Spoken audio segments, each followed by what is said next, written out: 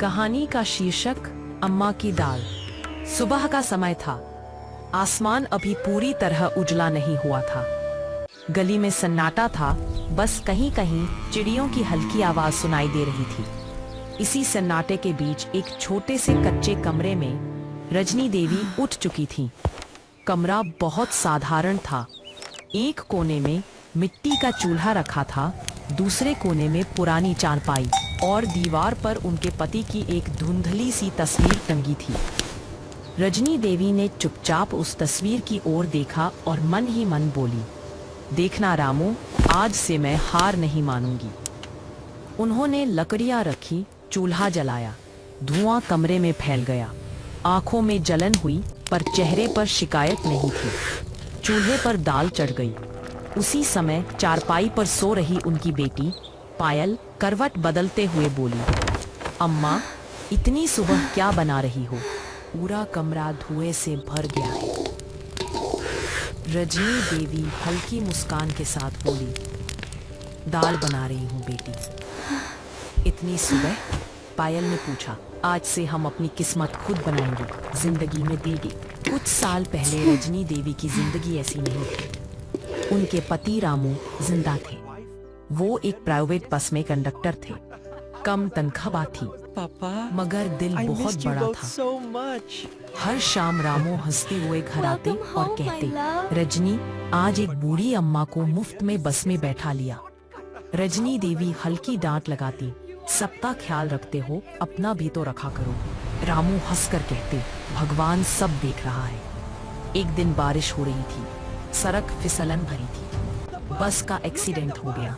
रजनी देवी की दुनिया वहीं थम गई। कुछ महीनों तक सरकारी मदद मिली, फिर सब बंद हो गया। अब हर दिन एक ही सवाल था, आज बच्चों को क्या खिलाऊं? जांच। पूरे दिन में हमसे कोई कोना न देते।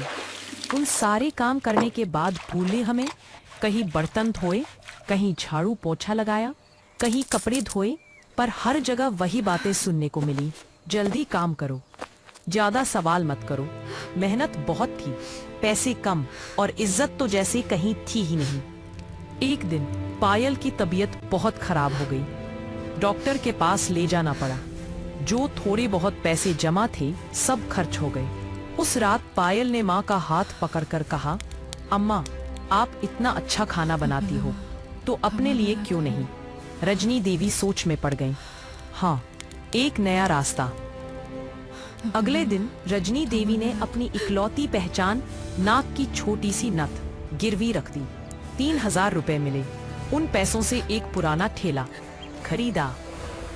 मोहल्ले वाले हंसने लगे। वो लोग अब सब नहीं देखेंगे देखेंगे, पर ये बात मैं नहीं कहूंगी। मेहनत करने में शर्म नहीं होती। पहले दिन उन्होंने सिर्फ दाल बनाई, साधारण दाल, प्याज, टमाटर, थोड़ा सा देसी घी। पूरा दिन निकल गया। उन्होंने आसमान की ओर देखा, हे भगवान, आज कोई एक आदमी भी भेज दे। तभी एक मजदूर पास आया, अम्मा, कुछ खाने को मिलेगा? हाँ बेटा, दाल है।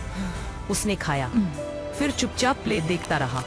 अम्मा, ऐसी दाल मैंने पहले कभी नहीं खाई।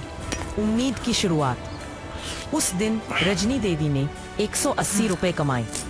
घर आकर बच्चों को बताया। बेटा बोला, अम्मा, आजकल 180 में क्या आता है? रजनी देवी ने कहा, मेरे लिए ये 180 रुपए बहुत बड़े हैं। ये मेरी उम्मीद है। फिर 4, फिर 10। धीरे धीरे लोग कहने लगे, इस दाल में कुछ खास बात है। दाल की खुशबू पूरी गली में फैलने लगी। अब संडे सबर साथ वाली शाम। एक शाम तेज बारिश हो रही थी। सड़क पर पानी भरा था। फिर भी रजनी देवी ठेला लेकर निकल पड़ी। एक कॉलेज की लड़की आई। आंटी, इस बारिश में भी? रजनी देवी मुस्कुराई। बेटी, भूख मौसम नहीं देखती। लड़की ने दाल खाई, उसे बहुत पसंद आई। वो रोज आने लगी। कुछ हफ्तों बाद वो लड़की कैमरे के साथ आई। वो एक फूड ब्लॉगर थी। आंटी, मैं आपकी कहानी सबको दिखाना चाहती हूँ। अब कहानी देश तक पहुँची।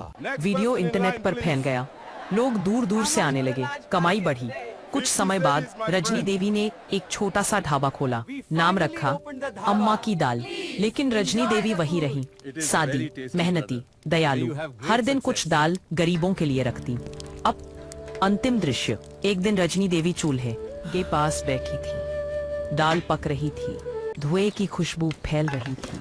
उनकी आंखें बंद हो गईं। वो हमेशा के लिए सो गई। आज उनके बच्चे वही ढाबा चलाते हैं। हर प्लेट में माँ का प्यार होता है। लोग कहते हैं ये दाल नहीं, माँ की ममता है। यहाँ कहानी की सीख: 1. मेहनत कभी बेकार नहीं जाती। 2. माँ की दुआ सबसे बड़ी ताकत होती है। छोटा काम भी बड़ा सम्मान दिला सकता है। भूखे को खाना खिलाना सबसे बड़ा दर